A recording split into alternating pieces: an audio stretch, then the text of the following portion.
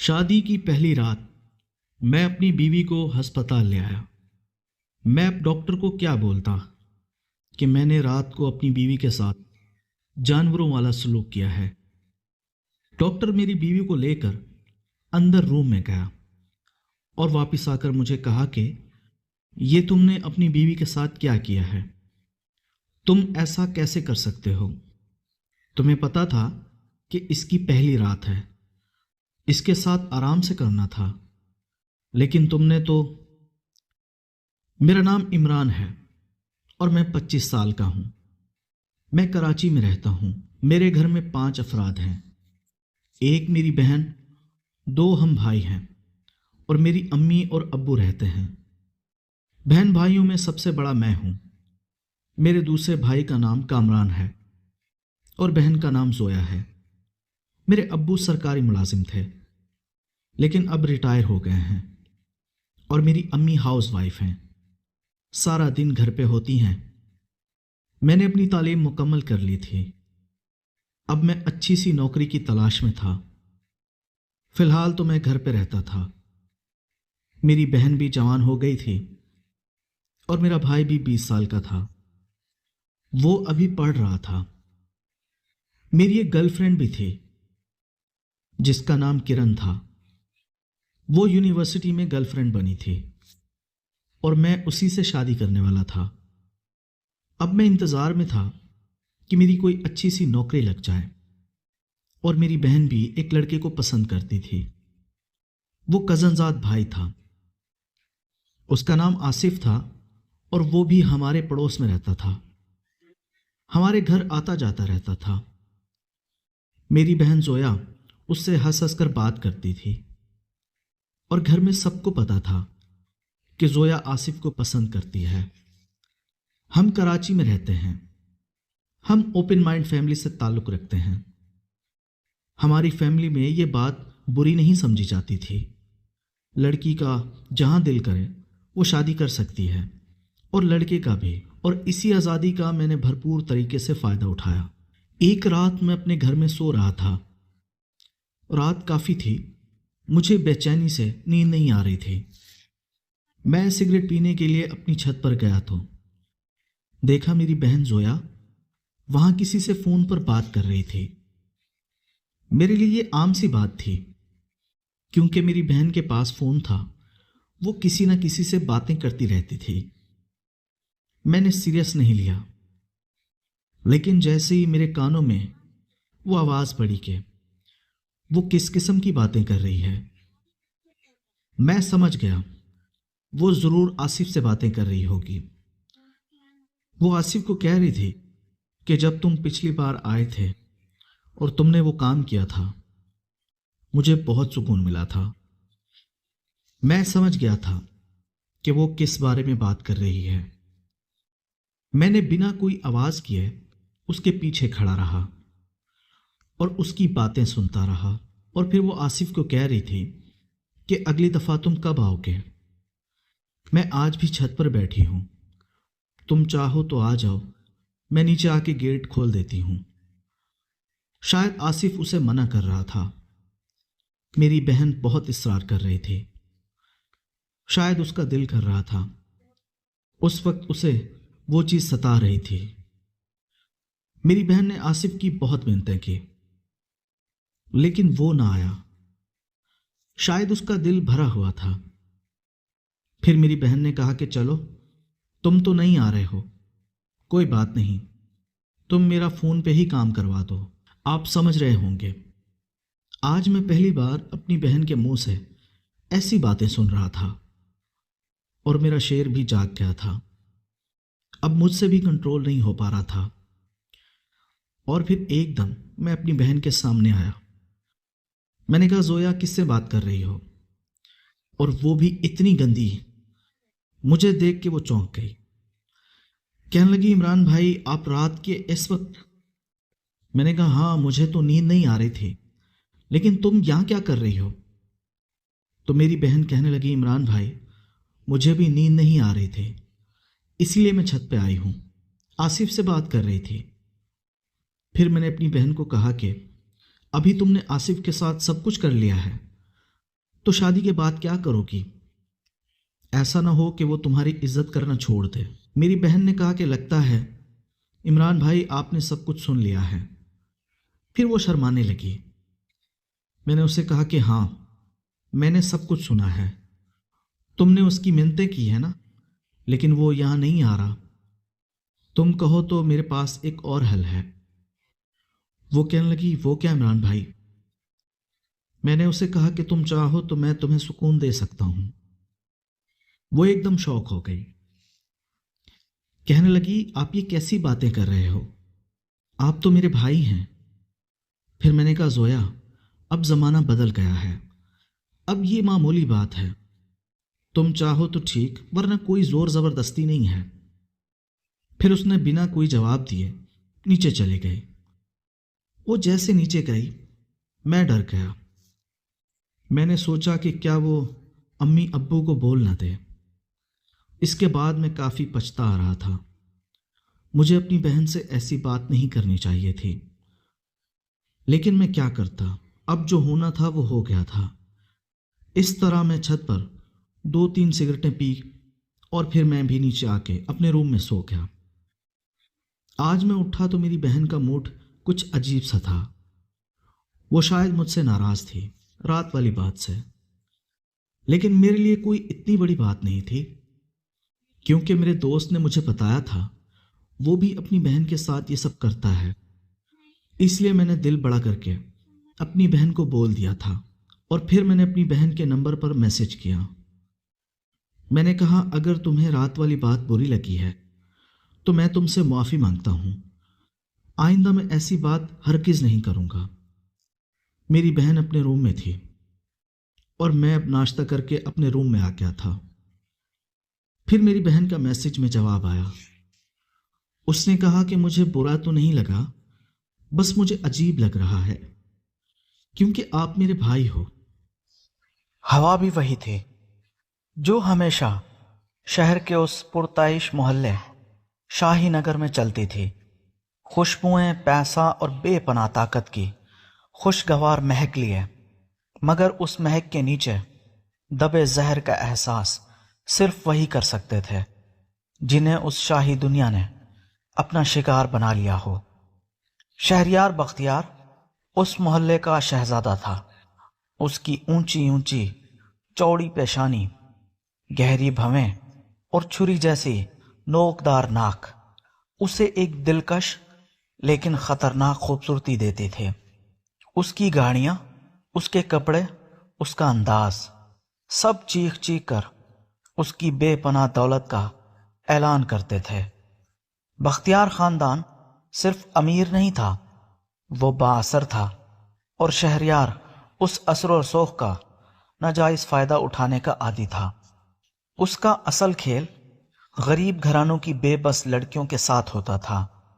وہ اپنی دولت، اپنی ظاہری چمک دمک اور جھوٹے وعدوں کا جال بچھاتا، کسی کو نوکری دینے کا لالچ، کسی کو اس کے گھر والوں کا علاج کروانے کا وعدہ، کسی کو فلمی دنیا میں متعارف کروانے کی ٹھگی، اور پھر وہ جب معصوم لڑکی اس کے جال میں پھنس جاتی، اس کی دنیا کو تار تار کر کے، اس کی عزت کو پاؤں تلے روند کر شہریار ایک نئے شکار کی تلاش میں نکل پڑتا۔ اس کے چہرے پر کوئی پچھتاوا نہیں تھا، بس ایک خالی سی تسکین، جیسے کوئی بچہ اپنا پرانا کھلونا پھینک کر نیا لینے جا رہا ہو۔ یہ سب جیسے اس کا پیدائشی حق ہو۔ وہ اکثر اپنے قریبی دوستوں سے کہا کرتا تھا، اور ان گنوار لڑکیوں کو تو پتہ ہی نہیں ہوتا تھا کہ انہیں کس کی توجہ ملی ہے۔ پھر ایک دن شہریار کے والدین نے فیصلہ کیا کہ اب بچے کو سدھارنے کا وقت آ گیا ہے۔ شادی کا فیصلہ ہوا، لیکن شہریار کے لیے شادی کوئی رشتہ نہیں بلکہ ایک ضرورت تھی، ایک معاشرتی روک، ایک ایسی بیوی جو اس کے خاندانی وقار کو برقرار رکھے جبکہ وہ اپنے شوق پورے کرتا رہے۔ تلاش بہت سوچ سمجھ کر کی گئی۔ انہیں چاہیے تھی ایک ایسی لڑکی جو خوبصورت تو ہو مگر بے حد سادہ، تعلیم یافتہ مگر بالکل بے زر، اور سب سے بڑھ کر غریب گھرانے سے تعلق رکھتی ہو۔ تاکہ اس کے خاندان پر بختیار خاندان کا رعب ہمیشہ قائم رہے اور وہ کبھی اپنی بیٹی کے لیے آواز نہ اٹھا سکیں۔ روشنی انہیں ملی، ایک سادہ سی مڈل کلاس گھرانے کی بیٹی جس کا باپ ایک معمولی کلرک تھا۔ روشنی کے چہرے پر ایک فطری خوبصورتی تھی، اس کی آنکھوں میں سچائی اور بے ساختگی کی چمک تھی جو شہریار کی چکا چوند دنیا میں بالکل اجنبی تھی۔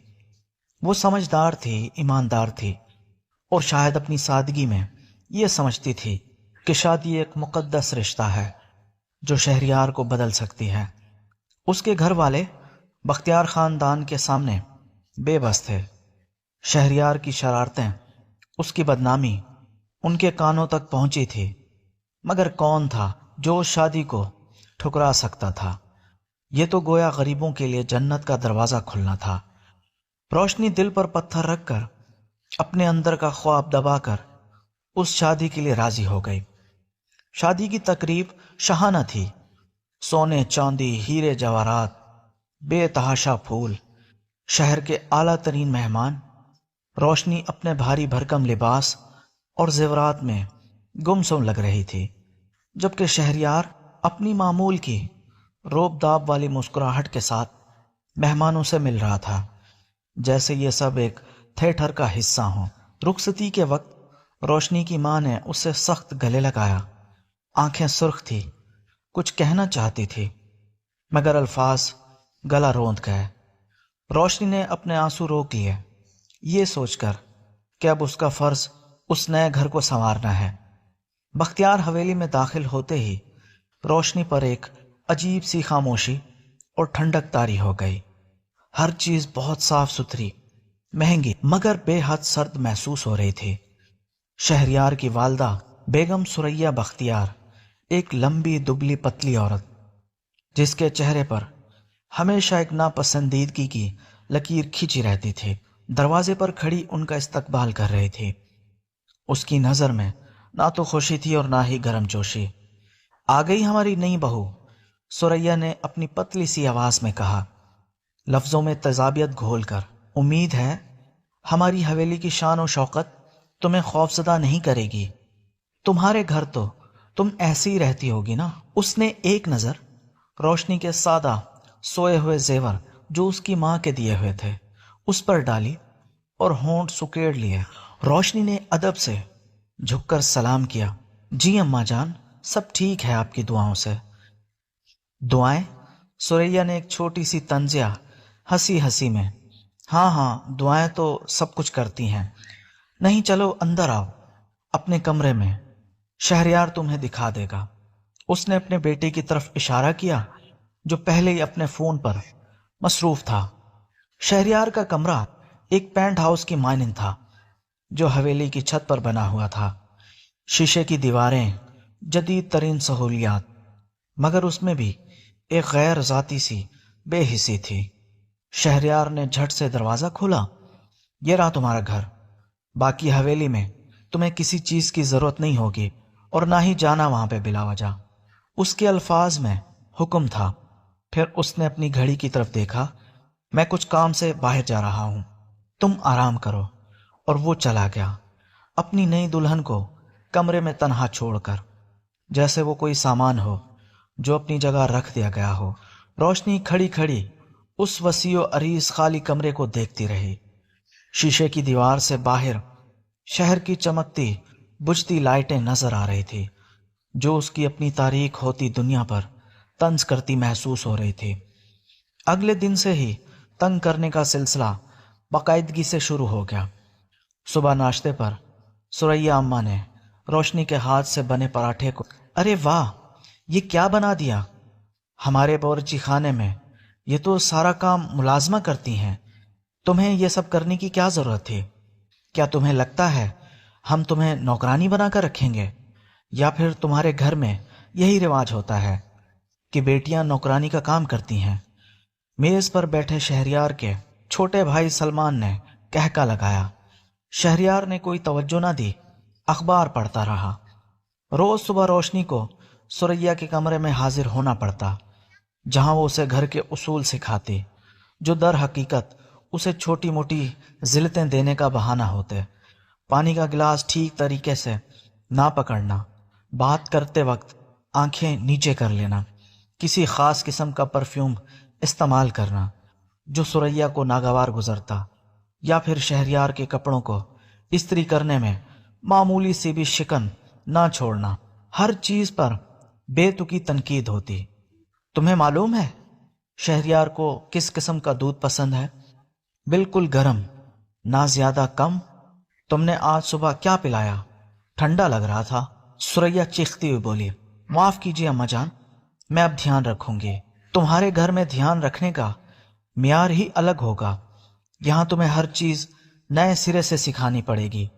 شہریار خود کھلم کھلا بے رخی برتتا، وہ رات گئے گھر آتا، کبھی کبھی شراب یا پرفیوم کی تیز بو لیے ہوئے۔ روشنی اگر کوئی بات کرنے کی کوشش کرتی یا تو وہ نظر انداز کر دیتا یا پھر چڑچڑا کر جواب دیتا، ابھی نہیں، تھکا ہوا ہوں، یا پھر تمہیں ان باتوں سے کیا مطلب، تمہیں بس اپنے کام سے کام رکھنا چاہیے۔ اس کی نظروں میں وہی حقارت تھی جو وہ اپنے دوسرے شکاروں کے لیے رکھتا تھا، بس تھوڑی سی کم شدت کے ساتھ، کیونکہ اب یہ اس کی قانونی ملکیت تھی۔ ایک دن روشنی نے گھر کی لائبریری روم میں داخل ہوتے ہوئے شہریار اور اس کی ماں کو اپنے بارے میں بات کرتے سنا۔ دروازہ تھوڑا سا کھلا ہوا تھا۔ بالکل بے جان لگتی ہے، ثریا کہہ رہی تھی، تمہاری شادی کو اب صرف 2 مہینے ہوئے ہیں اور وہ تمہیں خوش کرنے کی ایک چھوٹی سی کوشش بھی نہیں کرتی۔ شہریار نے بیزاری سے کہا، ماں تم جانتی ہو میں نے اسے کیوں پسند کیا تھا، اس لیے کہ یہ بالکل سادہ ہے، بے زر ہے، مجھے اس سے کوئی توقع نہیں ہے، وہ بس اپنی موجودگی سے ہمارے خاندانی وقار برقرار رکھے گی، بس خوش کرنا، میرے پاس اس کے لیے وقت نہیں ہے۔ ہاں مگر پھر بھی ایک بیوی کو تو، ثریا نے اصرار کیا۔ ماں میری بیوی وہ نہیں ہے جو مجھے خوش کرتی ہے، شہریار نے ٹھنڈے لہجے میں کاٹا، وہ تو بس ایک ضرورت ہے، خوشی کے لیے میں تو جانتا ہوں کہاں جانا ہے۔ یہ الفاظ روشنی کے دل میں خنجر کی طرح پیوست ہو گئے۔ وہ چپکے سے پیچھے ہٹ گئی، آنکھوں میں آنسو تھے مگر چہرے پر ایک عجیب سی سختی آ گئی۔ اس نے اپنے ہونٹ چبا لیے۔ یہی وہ لمحہ تھا جب اس کی بے بسی کے اندر پہلی چنگاری سی چمکی۔ وہ صرف ایک ضرورت تھی، اسے ایک سجاوٹ کا سامان سمجھا کیا، ایک ایسی چیز جس کے ساتھ جیسے چاہے سلوک کیا جا سکتا ہے۔ پھر وہ دن بھی آیا جب شہریار نے اپنی ماں کے سامنے ہی روشنی کو ذلیل کرنے کا فیصلہ کیا۔ شام کا کھانا کھا رہے تھے، روشنی نے شہریار کی پسندیدہ دال بنائی تھی۔ شہریار نے ایک چمچہ چکھا اور پھر اچانک غصے سے پلیٹ اٹھا کر فرش پر دے ماری۔ یہ کیا بنا کر دیا؟ نمک ہی نہیں ڈالا، بالکل بے ذائقہ، کیا تمہیں پکانا بھی نہیں آتا؟ ثریا نے ایک طرف دیکھا اور خاموشی سے مسکرا دی۔ روشنی فرش پر بکھرے ہوئے کھانے کو دیکھتی رہی، اس کا سینہ تیز تیز دھڑک رہا تھا۔ پھر اس نے آہستہ سے سر اٹھایا، اس کی آنکھوں میں آنسو نہیں تھے بلکہ ایک عجیب سی چمک تھی، ایک ایسی چمک جو غصے سے زیادہ گہری منصوبہ بندی جیسی لگتی تھی۔ اس نے شہریار کی طرف دیکھا، براہ راست بغیر جھپکے، تمہیں نمک چاہیے تھا شہریار؟ روشنی نے بالکل پرسکون اور صاف آواز میں پوچھا۔ اس کی آواز میں نہ گڑ گڑاہٹ تھی نہ ہچکچاہٹ۔ معذرت خواہ ہوں گی، اگلی بار ضرور دھیان رکھوں گی۔ لیکن اس کے چہرے پر جو تاثر تھا وہ کسی معافی مانگنے والی عورت کا نہیں تھا، وہ ایک خبردار کرنے والی نظروں کا تھا۔ شہریار اور ثریا دونوں ایک لمحے کے لیے سکتے میں آ گئے۔ یہ کون سی روشنی تھی جو ابھی ابھی ان کے سامنے کھڑی تھی؟ وہ بے زبان بے بس مظلوم بیوی کہاں چلی گئی؟ شہریار کی بھویں اکٹھی ہو گئی، ثریا کا چہرہ سوالیہ نشان بن گیا۔ کمرے میں خاموشی چھا گئی، فرش پر پھیلی دال کے دھبے گواہ بنے کھڑے تھے۔ روشنی نے آہستہ سے جھک کر اپنے جھاڑو اور پوچے کی ٹوکری اٹھائی اور اس کی ہر حرکت سنجیدہ اور باوقار تھی۔ وہ فرش صاف کرنے لگی، بالکل ایسے جیسے کوئی مقدس کام کو انجام دے رہی ہو۔ شہریار اور ثریا اسے دیکھتے رہے۔ کیا یہ سادہ سی لڑکی ہے جسے وہ کھلونا سمجھتے تھے اب کچھ اور بننے لگی تھی۔ اس کے اندر کی آگ کا پہلا شعلہ نظر آ چکا تھا۔ بختیار حویلی کی ہوا میں ایک نئی قسم کا کشیدہ تناؤ تیرنے لگا۔ رستہ زخموں کا ابھی بہت لمبا تھا۔ روشنی کے قدموں تلے اب صرف مٹی نہیں بلکہ چنگاریاں بکھرنے لگی تھی۔ شہریار بختیار کی زندگی دو متوازن دنیاؤں میں بٹی ہوئی تھی۔ ایک طرف بختیار حویلی تھی، پتھروں اور سونے سے تراشا ہوا ایک ایسا قلعہ جہاں ہوا بھی قیمتی فرشوں اور انٹیک فرنیچر کو چھو کر شائستگی سے گزرتی تھی۔ دوسری طرف اس کی حقیقی دنیا تھی، شہریار کے زیر زمین کلب، نیا شعلہ جہاں دھندلا سرخ روشنی، تیز میوزک اور مہکتی ہوئی مصنوعی شرابیں اس کی رگوں میں سریت کر جاتی تھی۔ یہیں وہ اپنے شوق پورے کرتا تھا۔ ایک رات نیلا شعلے کی VIP سویٹ میں شہریار اپنے دو بدکار دوستوں عمر اور زین کے ساتھ ایک کونے میں برے جمان تھا۔ میز پر فرانسی شیمپین کی بوتلیں، کوریا خاویار کا ڈبہ اور ہیرے جڑا ایک سگریٹ کیس پڑا ہوا تھا۔ سامنے ایک نوجوان لڑکی سارا، جس کے چہرے پر معصومیت کے آثار ابھی مکمل مٹے نہیں تھے، شراب کے گلاس میں سے ایک قطرہ بھی گرائے بغیر پورا پیگل پی گئی۔ شہریار کی آنکھوں میں وہی وحشیانہ لذت چمکی جو اسے غریب بے بس نگلنے سے ملتی تھی۔ بس ایک اور گلاس شہریار صاحب۔ سارا کی آواز کانپ رہی تھی۔ شہریار نے اپنی قیمتی گھڑی پر نظر ڈالی، مسکرایا نہیں۔ پیاری، آج کافی ہو گیا ہے، تمہیں گھر جانا چاہیے، چلو میں تمہیں ڈراپ کر دوں گا۔ اس کا جھوٹا تحفہ سارا کی آنکھوں میں امید کی چنگاری لے آیا۔ وہ نہیں جانتی تھی کہ شہریار کا گھر چھوڑنا کبھی کبھی کسی ویران کنسٹرکشن سائٹ یا سستے ہوٹل کے کمرے تک ہی ہوتا ہے، جہاں اس کی عیاشی اپنی انتہا کو چھو لیتی ہے۔ بختیار حویلی میں اس رات روشنی شہریار کا انتظار کر رہی تھی۔ اس نے شوہر کی پسند کا کھانا دوبارہ بنایا تھا، کتابوں والے کمرے میں موم بتیاں روشن کی تھی اور اپنے گہرے نیلے سلوار سوٹ میں خود کو سنوارا تھا۔ شاید، صرف شاید، آج وہ اسے دیکھے۔ اس کے اندر ایک خاموش رومانس کی تمنا دھڑک رہی تھی جسے وہ خود بھی ماننے سے ڈرتی تھی۔ صبح کے 3 بجے دروازہ کھلا۔ شہریار داخل ہوا۔ اس کے کپڑے شراب اور مہنگے پرفیوم سے بسے ہوئے تھے۔ اس کی گردن پر لالٹ کا ایک سرخ نشان تھا۔ تم ابھی تک جاگی ہوئی ہو؟ اس کی آواز میں طنز تھا۔ روشنی کا دل ٹوٹ گیا، پھر بھی اس نے اپنا غصہ دبایا۔ نرمی سے کہا، تمہارے لیے کھانا رکھا ہے، گرم کر دوں؟ شہریار نے اسے ایک نگاہ میں نوٹ کیا۔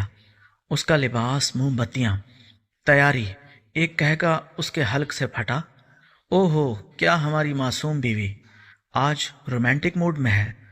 کیا تم سمجھتی ہو یہ سب کر کے تم مجھے اپنی طرف مائل کر لو گی؟ اس نے جھک کر روشنی کی ٹھوڑی پکڑی، اسے زور سے دباتے ہوئے۔ یاد رکھو، تم صرف ایک سجاوٹ ہو، میرے دل کی دھڑکنیں تمہارے لیے نہیں ہیں، ان کے لیے ہیں جو عارضی ہیں۔ یہ کہہ کر وہ اپنے کمرے کی طرف بڑھا، روشنی کی ٹوٹی ہوئی موم بتیاں اور ذلت کے درمیان چھوڑ گیا۔ اگلے دن فیملی لاؤنج میں ایک جنگی میدان تھا۔ ثریا اماں اپنی بہو پر نفسیاتی تشدد کی ایک نئی قسم آزما رہی تھی۔ کل رات شہریار بہت خوش تھا۔ وہ زہر گھولتے ہوئے لہجے میں بولی، اپنے چائے کا کپ ہونٹوں سے لگاتے ہوئے۔ اس نے بتایا، تم اسے کتنی بور کرتی ہو۔ تمہیں پتہ ہے، اس کی زندگی میں رنگ تمہاری وجہ سے نہیں ہے، ان دیگر لڑکیوں کی وجہ سے آتا ہے۔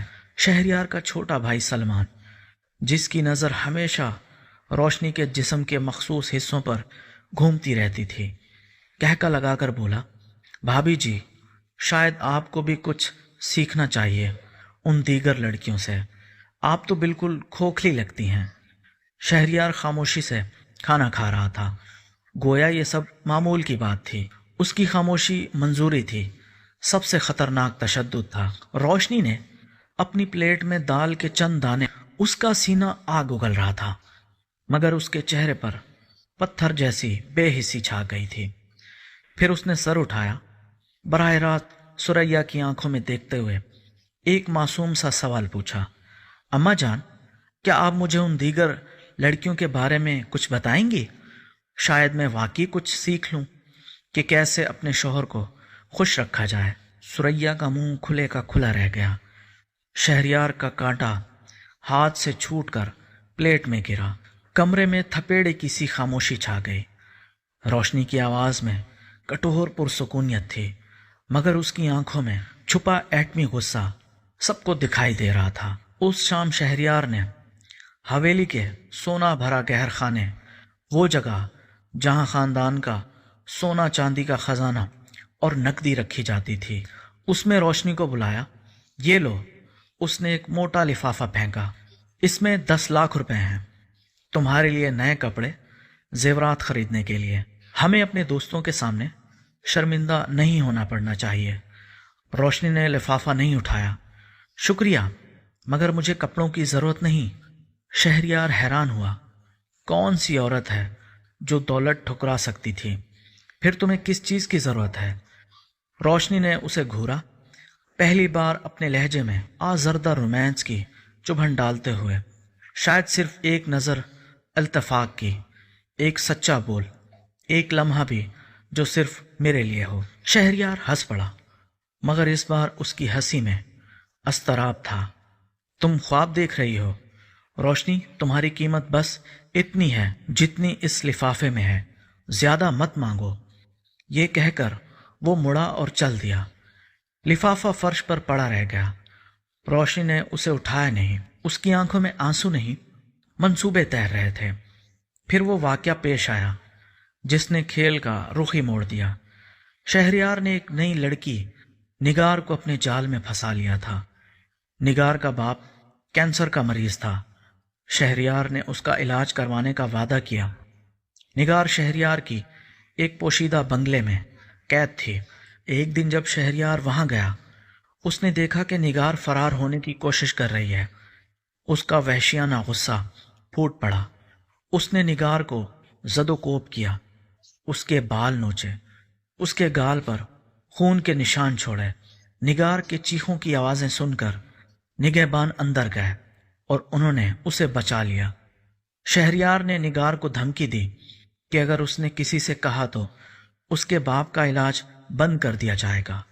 मगर निगार की एक सहेली, जो रोशनी की खामोश मददगार बन चुकी थी, रोशनी ने खुफिया तौर पर हवेली के मुलाजमीन में अपना एक जाल बिछा लिया था। यह सारा वाकया रोशनी को बता दिया। अगली सुबह जब पूरा खानदान नाश्ते पर बैठा, रोशनी ने शहरयार के सामने एक अखबार रखा। एक सफ़ा खुला हुआ था, गरीब लड़कियों के साथ अमीर लड़कों की दरिंदगी। एक कालम पढ़ना पसंद करोगे? रोशनी ने पुरसुकून आवाज में पूछा। शहरयार का चेहरा फौरी तौर पर सुर्ख फिर सफेद हो गया। सुरैया ने अखबार उचक लिया। ये क्या बकवास है? रोशनी ने अपनी चाय का घूंट पिया। बकवास नहीं अम्मा जान, सिर्फ एक शुरुआत है। शहरयार गुस्से से कुर्सी से उठा और रोशनी के बाल पकड़कर उसका सर मेज की तरफ झटका। तुम्हारी ये हरकत! रोशनी ने दर्द से करख्ता खाया, मगर हिम्मत न हारी।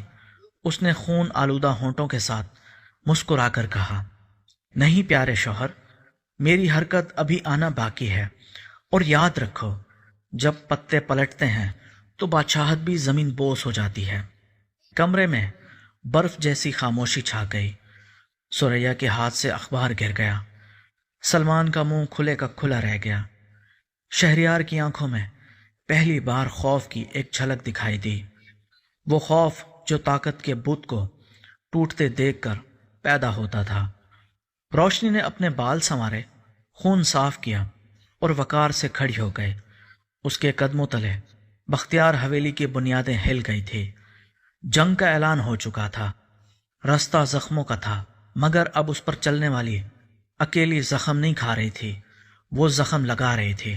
दौलत, शाही हवेली, सोना भरा गहर खाना, फ्रांसीसी चैंपियन, हीरे जुड़ा सिगरेट का केस, 10 लाख रुपए का लिफाफा, दौलत की नुमाइश और उसका इस्तेमाल, जुल्म का आला बनना, शहरियार की निगार को मारना, रोशनी के बाल पकड़कर मेज से टकराना। रोशनी का खुफिया नेटवर्क मजबूत होगा। निगार और उस जैसी दीगर लड़कियां उसके साथ खड़ी हो गई। शहरियार की हरकतें खतरनाक होती जाएंगी। खानदान के राज अफशा होने का खतरा पैदा हो गया और एक ऐसा धमाका होगा जो बख्तियार खानदान की जड़ें हिलाकर रख देगा। जहां रोशनी को अपनी पाकीज़गी और इज्जत की भारी कीमत चुकाना पड़ेगी। रोशनी ने शहरियार के सोने भरे गहर खाने से नहीं बल्कि उसके खुफिया लैपटॉप से वो दस्तावेज हासिल किए जो उसकी अयाशियों का स्याह रिकॉर्ड थी। गरीब लड़कियों के साथ जायली मुआहदे, उनके खानदानों को धमकी भरे SMS और बैंक ट्रांजैक्शन जो साबित करती थी कि शहरियार ने निगार समेत 17 लड़कियों को जिनसी गुलामी में रखा था।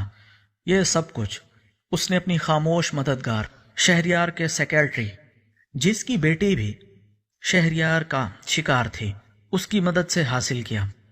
हवेली का आखिरी जश्न बख्तियार खानदान ने शहरियार की 40वीं सालगिरह पर दौलत की नुमाइश का मुजाहरा किया। सोने के बर्तनों में खाना, फ्रांसीसी चैंपियन के फवारे और नीला शोला, क्लब की रकसाओं, प्राइवेट परफॉर्मेंस। उस मौके पर रोशनी ने अपनी हतमी चाल चली। उसने शहरियार के प्राइवेट प्रोजेक्टर पर वो वीडियो चला दी जिनमें शहरियार लड़कियों को मारता, उनके बाल नोचता और कहता तुम्हारी कीमत मेरे एक जूते से भी कम है। फिर उसने माइक्रोफोन थाम कर गरजती आवाज में ऐलान किया, आज मैं बख्तियार खानदान की बेटी बनकर नहीं, उनके मजालिम का निशाना बनने वाली हर लड़की की मां बनकर बोल रही हूं। शहरियार ने गुस्से में रोशनी के बाल पकड़े और उसे जबरदस्ती खींचा। तुम्हें पता है मैं तुम्हारी लाश कहां दफन करूंगा। उसी लम्हे पुलिस ने दरवाजे तोड़े और अंदर दाखिल हुई। निगार अपने बाप, जो अब कैंसर से सेहतयाबी के साथ वहां खड़े हुए थे, उसके हाथ में शहरियार के खिलाफ अदालती वारंट था। सुरैया चीखती रह गई, हमारी दौलत तुम्हें जेल नहीं जाने देगी।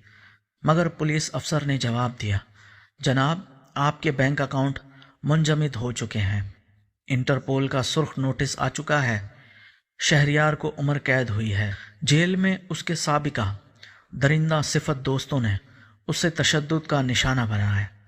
एक खत में उसने लिखा, मैंने रोशनी को हमेशा कमजोरी समझा मगर वो मेरी तकदीर बन गई। सुरैया को दिल का दौरा पड़ने से इंतकाल कर गई और उसकी वसी